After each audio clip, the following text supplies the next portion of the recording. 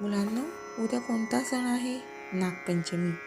आज मी तुम्हाला नागपंचमीविषयी थोडक्यात माहिती सांगणार आहे.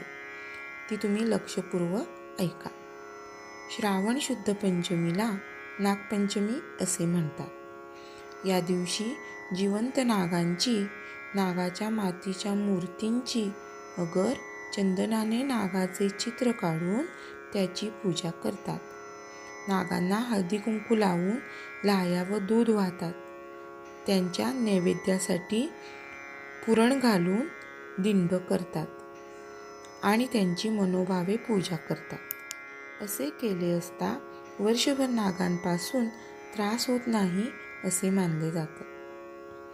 पूर्वी स्त्रियांना, विशेषतः नवीन लग्न झालेल्या मुलींना नागपंचमीला माहेरून बोलावणे येत असे.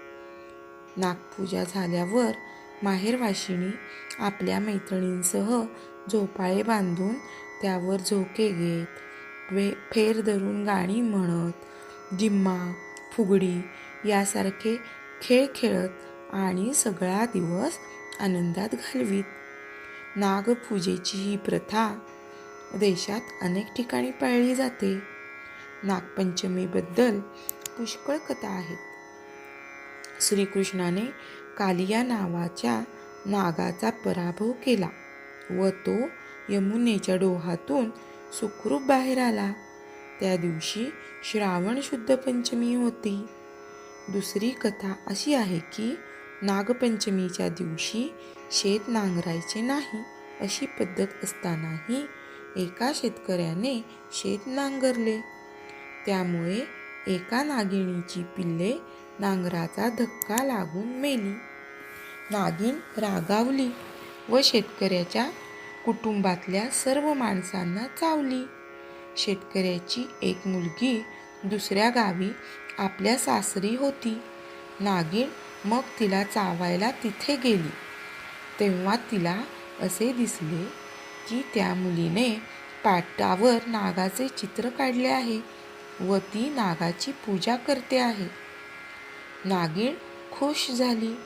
त्या मुलीला न चावता नागिन परत शेतकऱ्याच्या घरी आली व आपले विष परत ओढून घेऊन तिने शेतकऱ्याच्या कुटुंबाला पुन्हा जिवंत केले. आणखी एक गोष्ट अशी आहे की एक सासूरवाशीण दरवर्षी नागाची पूजा करीत असे. तिला आई वडील, अगर भाऊ असे माहेरचे कोणीच नसल्यामुळे तिला कधीच माहेरी जायला मिळत नसे, म्हणून तिला वाईट वाटे. तेव्हा नागाने माणसाचे रूप घेतले आणि तिचा मामा बनून तो तिला माहेरी घेऊन गेला. आपल्या संस्कृतीत सर्व उपयोगी गोष्टींची पूजा होते. आपला देश शेतीप्रधान आहे. उंदीर धान्य खाऊन शेतकऱ्याचे नुकसान करतात, तेव्हा उंदरांना खाणारे नाग व साप हे उपयोगी प्राणी आहेत. त्यांना मारू नये या विचाराने नागपूजा सुरू झाली आहे.